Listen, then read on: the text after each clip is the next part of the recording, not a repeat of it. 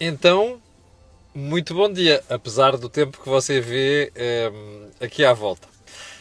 Como já percebeu, hoje está esta ventania e está este mau tempo, eu não posso fazer isto na rua e para não estar a fazer também indoors, acabo por fazer o programa dentro do carro. E antes de continuar, gostava de perguntar se está tudo bem com o som. O João Matos diz que sim, imagem também, e o João Pedro Glória diz a mesma coisa.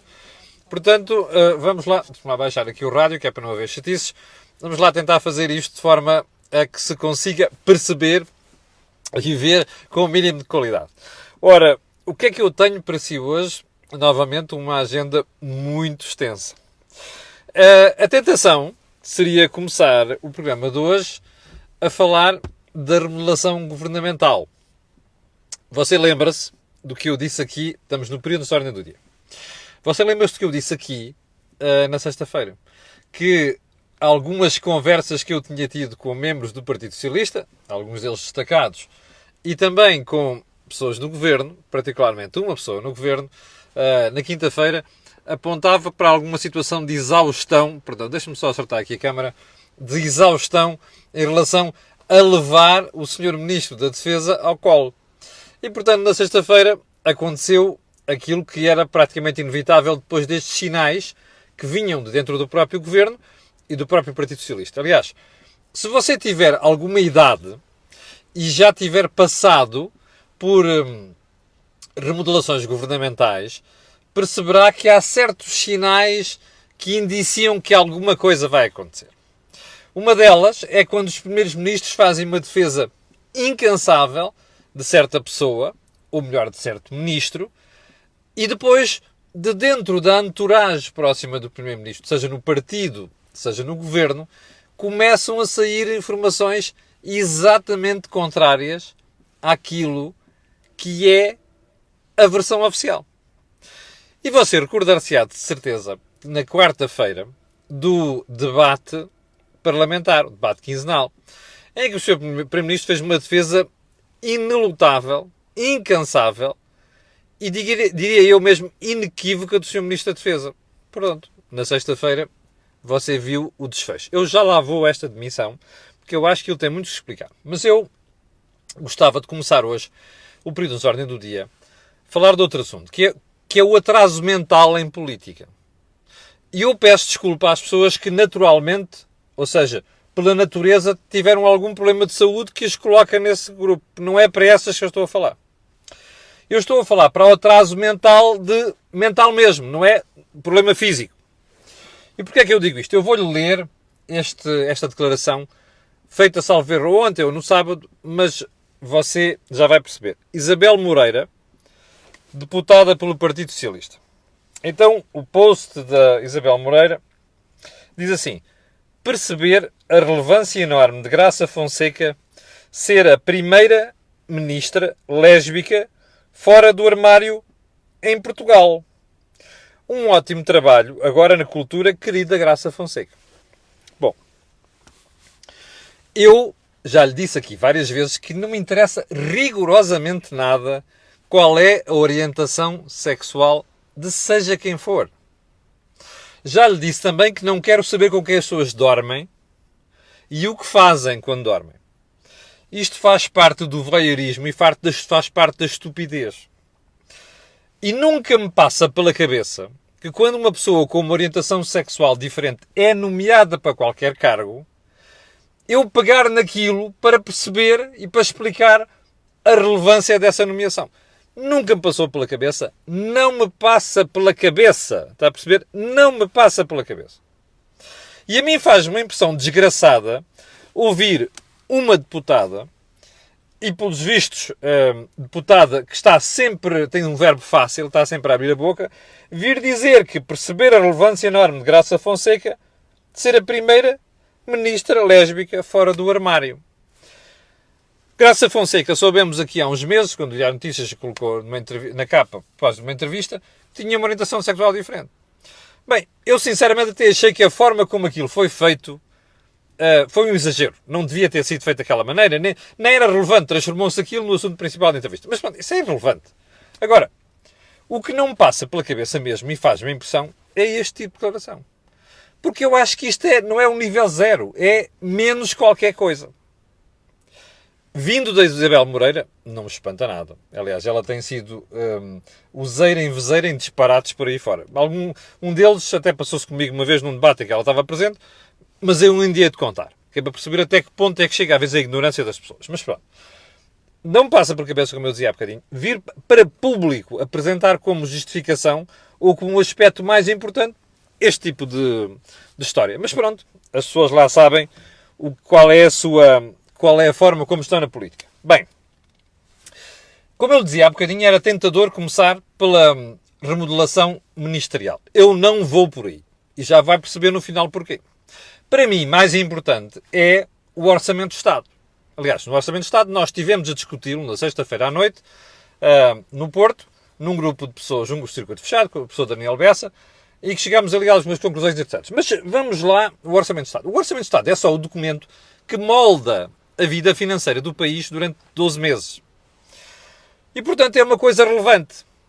Neste caso concreto, porque este orçamento é o último até às eleições legislativas de 2019. E, portanto, tem muita relevância.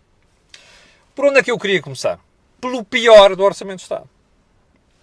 Aliás, por um dos pontos que é pior no Orçamento de Estado. Você recorda-se, na semana passada, depois de alguns analistas, nem todos, anda muito analista para aí, distraído, terem dito que o orçamento trazia tudo para todos. Olhe, para contribuintes individuais, para pensionistas, para sindicatos, para a função pública, mas trazia zero para as empresas. Eu vou-lhe fazer uma confissão. Entre uma empresa e um político, eu vou sempre pela empresa. Mesmo que seja uma má empresa. Sabe porquê? Porque as empresas são a única coisa que cria emprego e cria riqueza. Portanto, eu tenho este complexo, não é? Eu tenho este bias, que é entre um político e uma empresa, eu estarei sempre do lado da empresa, a menos que cometa ilegalidades, percebe? A menos que seja a coisa mais mal gerida do mundo, que não é o caso.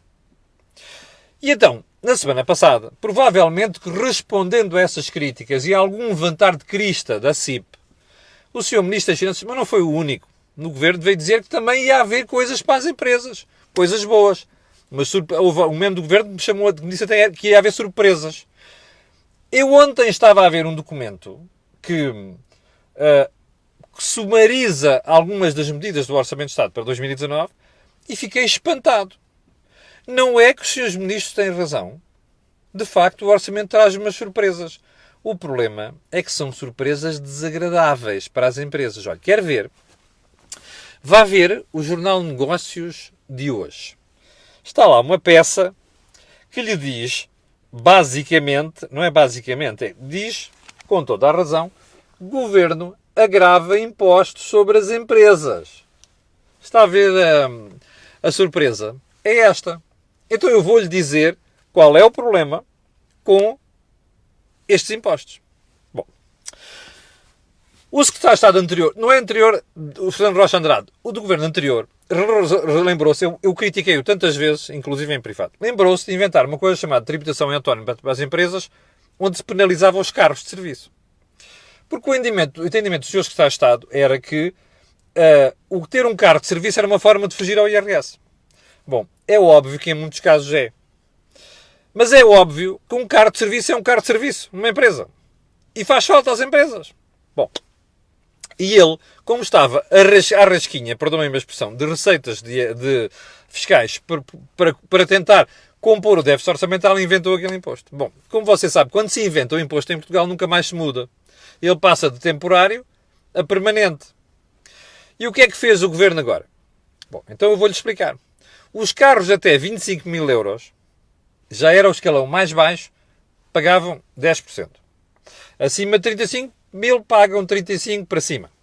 Bom, então o que é que o governo decidiu fazer? Agravar de 10% para 15% o imposto a pagar por estes carros. Repare, do segmento mais baixo. Há aí marcas no mercado que se matam, que se pelam a tirar acessórios dos carritos para pôr o carro abaixo de 25 mil euros. Pois, as empresas que tiverem que entregar aos seus empregados carros até 25 mil euros passam de 10% para 15%. Você dirá, é pouco. É? Vá lá a sua matemática. 10 para 15 são 50% de agravamento. Ouviu bem? 50% de agravamento de imposto. Bom, também há mais um agravamento para quem está acima de 35 mil euros. Passa de 35% para 37,5%. Vá lá fazer as contas. O crescimento não é tão grande? Não. Está a ver? Está a ver a desonestidade do governo? É isto. Bom, então eu vou dar a segunda desonestidade. É que esta história não é apenas para os carros que se vão comprar. Isto é para quem, repare na desonestidade, isto é para quem já comprou e está a utilizar. Bom, agora imagine o seguinte. Você tem um carro que aparece nas contas da empresa, amortização, despesas com combustível, assistência, serviço, o que você quiser. Tudo isto configura um carro de empresa. Repare no pormenor. É que você, imagine, comprou o carro o ano passado e pagou uma tributação de 10%. Este ano, 2019, você vai pagar 15%. Ou seja, você comprou um carro na empresa porque sabe que o imposto é 10% e está a fazer as suas contas na empresa e diz assim, bom, 10% dá-me uma penalização tal, ainda compensa porque eu preciso disto para o funcionamento da empresa. Pois, no ano seguinte, você já não consegue fugir, porque entretanto já comprou um carro com uma expectativa de pagar 10% e agora leva um violento pontapé no baixo ventre e vai passar a pagar 15%. Está a perceber porque é desonesto o governo? É desonesto porque você fez uma compra, uma operação com base numa expectativa e agora leva inevitavelmente com outro resultado. Isto é a pior coisa, está a perceber porque é que eu digo que em Portugal os governos mudam de impostos como quem muda de camisa? Isto é a pior coisa que se pode fazer. É violar as expectativas de um contribuinte. Não é do contribuinte individual, é contribuinte empresa. Bom, já lhe expliquei porque é que é difícil, já de uma vez aqui lhe disse que era mais complicado, mais perigoso ser investidor em Portugal do que turista na faixa de Gaza, no Médio Oriente. Está aqui a razão. Bem, então vamos lá à remodelação. Em primeiro lugar, remodelação tão alargada, surpreendeu. Remodelação daquela nulidade autêntica chamada Azeredo Lopes, como Ministro da Defesa, essa eu estava à espera há muito tempo. E é inevitável. Era inevitável. Bom, vamos lá então tentar perceber o que é que aconteceu entre quarta-feira e sexta-feira. Eu acho que foi uma coisa muito simples. Aliás, foram duas coisas muito simples. Primeiro, o Governo e o Partido Socialista perceberam finalmente que aquela teimosia do Sr. Primeiro-Ministro só estava a prejudicar o Governo e o Partido. Aliás, o Sr. Primeiro-Ministro, como sabe, é um teimoso. Ele já tinha feito a mesma coisa com a senhora que chorava muito, apesar de ter responsabilidades nos incêndios, Constança Urbano de Sousa.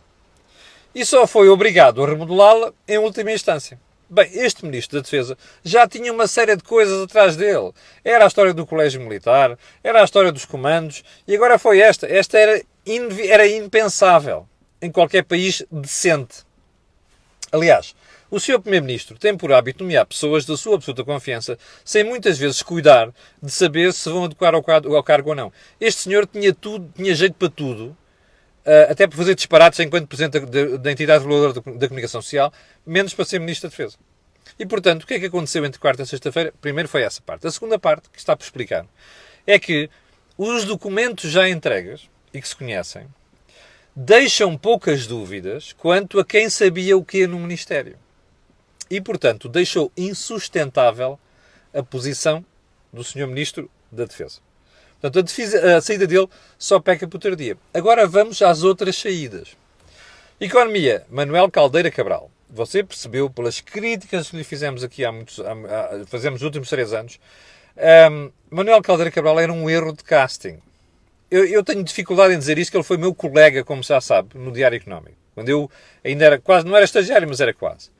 Manuel Caldeira Cabral é um teórico, é um professor de Economia, com muito pouco jeito para lidar com empresas.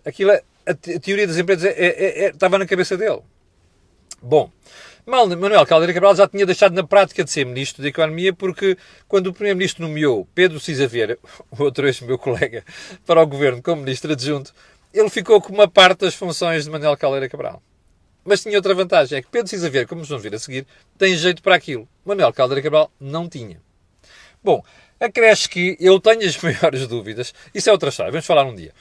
Tenho maiores dúvidas que faça sentido ter um Ministro da Economia. Porque aqui não tem utilidade nenhuma. Havemos lá chegar um dia. Bom, outra saída. Ministro da Cultura. Conta para alguma coisa? Nada. Não tem nada a ver com os polémicos, sendo metido. Não é nada. E eu já lhe vou explicar no fim porquê. Saúde. Sim, aqui era outro problema grave. Porquê? Porque o Ministro da Saúde, que é uma pessoa que conhece muito bem o setor, que você sabe aqui, já lhe fiz uma série de elogios, eu gosto muito dele a nível pessoal, acho que foi um desastroso Ministro. E desastroso Ministro não apenas por causa dele, como ele lidou com as coisas, é desastroso Ministro sobretudo porque ele não tinha orçamento para fazer fosse o que fosse. Mas, eu uma vez deixei aqui a suspeita, mas vou-lhe dar a certeza agora. Adalberto Campos Fernandes já se tinha tentado demitir pelo menos 2 vezes.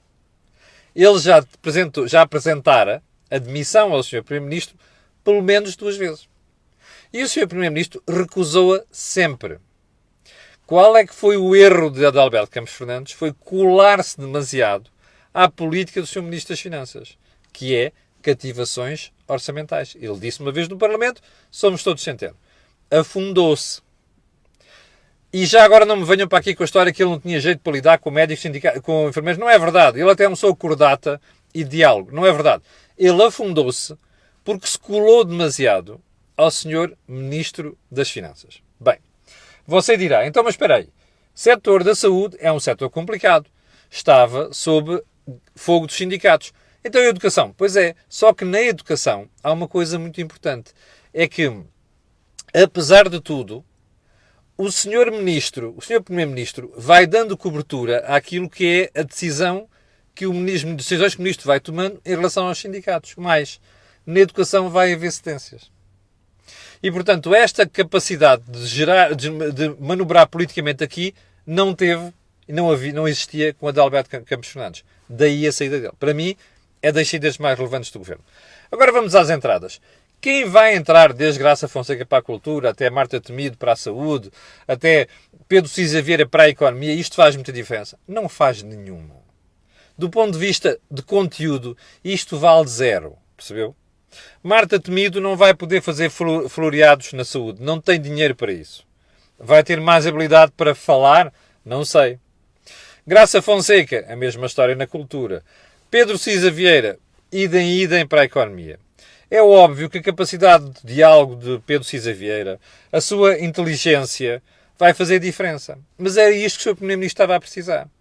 Nós estamos na reta final de um governo e, portanto, aqueles setores onde ele precisava de uma ajuda para calar as empresas, no caso da economia, até calar os sindicatos e os utentes de serviços de saúde na saúde, ele precisava de refrescar o governo e pôr lá caras novas. A dúvida é saber se isto vai ter algum efeito. Porquê? Porque nós já percebemos que tudo isto foi feito a pensar nas eleições. Uma última palavra para aquilo que é a saída que eu, vou bater palmas. Que é a saída daquela ave rara chamada Jorge Seguros Sanches, da Secretaria de Estado da Energia. Aliás, energia, como sabe, que passa não para o Ministro Cisa Vieira, mas para o Ministro do Ambiente. E ao contrário do que se diz, ou seja, que isto, é porque o Ministro tinha aqui uma escusa, não. Pedro Cisa Vieira não quis a energia e já percebeu porquê. A energia dá votos, mas também dá conflitos com a EDP e os outros. Eu já vou falar sobre a EDP daqui a bocadinho. Ou seja, o que Pedro Cisa Vieira não quer é mais problemas na sua caminhonete. E, portanto, despejou a energia para o Sr. Ministro do Ambiente. E há aqui uma coisa que eu estou para saber. É se o Sr. Ministro do Ambiente vai ter mais juízo, ele parece uma pessoa mais sensata, do que Jorge Seguros Sanches. Jorge Seguros Sanches foi para lá armado em Robin dos Bosques. Não é? E sai desta maneira. Porque ele foi conflitos claros e abertos com as empresas de energia. Uma das coisas que eu estou à espera de ver é se o Ministro João Matos Fernandes vai voltar atrás naquela decisão que para mim foi aqui mais criticada na semana passada. Foi a nomeação do deputado Carlos Pereira para Presidente da Entidade Reguladora do Setor Elétrico. Acho que João Matos Fernandes, com a sua capacidade de diálogo, vai poupar muitos engulhos ao Governo se conseguir convencer o Primeiro-Ministro a esquecer aquela brincadeira e a nomear outra pessoa para o lugar. Eu acho que o Governo só ganhava com isto, acho que os consumidores só ganhavam com isto, fica uma suspeita, e acho que a credibilidade da entidade reguladora do setor imobiliário, que é a coisa mais importante no meio disto tudo, também ganhava com isso. Agora, vamos ver se isto sobrevive ao eleitoralismo, como sabe, e à preocupação do Sr. Primeiro-Ministro, que é dar umas tareias nas elétricas, que é para conseguir fazer um brilharete nas eleições de 2019. Como sabe, eu não sou nada fã dessas coisas, acho que isso é uma estupidez monumental, estar a penalizar empresas, que é para depois dizer, epá, nós demos uma porrada nos gajos, estão a ver? Epá, vocês fomos os primeiros e os únicos, demos uma porrada nas elétricas, aqueles sacanas, percebe como eu ouço alguns tipos, às vezes, do Governo a dizer em privado, com estes nomes todos. Portanto, espero que João Matos Fernandes, que eu repito, é uma pessoa que eu gosto bastante, do ponto de vista pessoal, e é uma pessoa sensata, consiga voltar atrás neste churrilho de disparates que Jorge Seguro Santos fez nos últimos meses. Aliás, ele não sai por acaso. Porque ele é um inábil completo. O Primeiro-Ministro reconheceu isto ao substituir o Jorge Seguro Santos no Governo. Bom, moral da história, como eu lhe disse, não muda rigorosamente nada do ponto de vista de conteúdo, muda do ponto de vista de imagem. Isto vai chegar para aquilo que o Governo quer fazer? Não sei, não tenho a certeza quanto a isso. Bem, há aqui mais um ponto, aliás, aqui vários pontos. O problema é que nós estamos já já estamos com muito tempo. Eu vou fazer duas coisas. Vou deixar o ponto 4 e o ponto 5 para amanhã, que tem a ver com o orçamento ter 180 milhões para reformas antecipadas e a Mariana Mortágua, mais o seu anúncio muito singelo, com aquele ar muito pacífico dela, sobre a redução das propinas na declaração. Vou deixar isto para amanhã. Mas não resisto a ir ao sexto ponto. E o sexto ponto diz o quê? Lembra-se do pontapé que o Governo deu à EDP e à Endesa por causa dos Comec? Lembra-se? Bom, e lembra-se a EDP ter anunciado que ia levar o Governo a tribunal arbitral? Bem, lembra-se eu ter dito aqui que isto era um péssimo princípio do ponto de vista de investidores de investimento estrangeiro? Pois, fique sabendo, porque eu disse-lhe isto na altura, logo na altura em que isto foi tomado. O Capital Group, que na altura tinha reduzido a sua participação de 10% para 2,89% na EDP, muito incomodado com a situação, decidiu baixar essa participação para menos de 2%. Este grupo, eu recordo, gera fundos de investimento. Está a perceber? Ponha-se no lugar de um fundo de investimento. Você entregou dinheiro ao fundo para gerir, com a expectativa de receber mais tarde, nomeadamente fundos de pensões. E depois alguém com quem você investiu diz assim, não te pago isto, vou-te pagar aquilo. É pá, tu não sei quantos, é pá, eu vendi-te a galinha com os ovos, agora quero os ovos, aquela metáfora que eu utilizei. Está a ver? Dá nisto. Você pode vir, o Governo depois pode vir dizer assim, olha, vem este investir, vem aquele investir. Ó, meus amigos, vamos lá ver se a gente se entende. Isto é um mau princípio. Dizer que o imposto nas empresas passa de 10, prometeu 10 para 15, é mau princípio. Significa que nós não temos duas coisas para sermos ricos. Há dois requisitos para sermos ricos. Estabilidade, predictability, previsibilidade.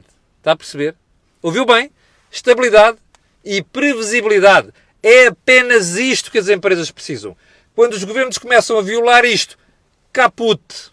Como caput Capital Group, como caput em muitos Capital Groups que vão olhar para nós e dizer assim, aqueles palhaços não são sérios.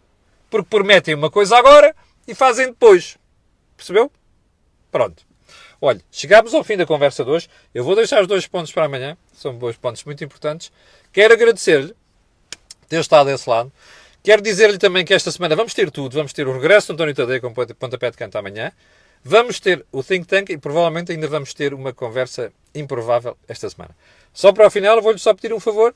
Coloquem um gosto e faça partida nas redes sociais, porque você aqui ouve e vê aquilo que não ouve e vê em outros sítios. Obrigado, com licença e até amanhã.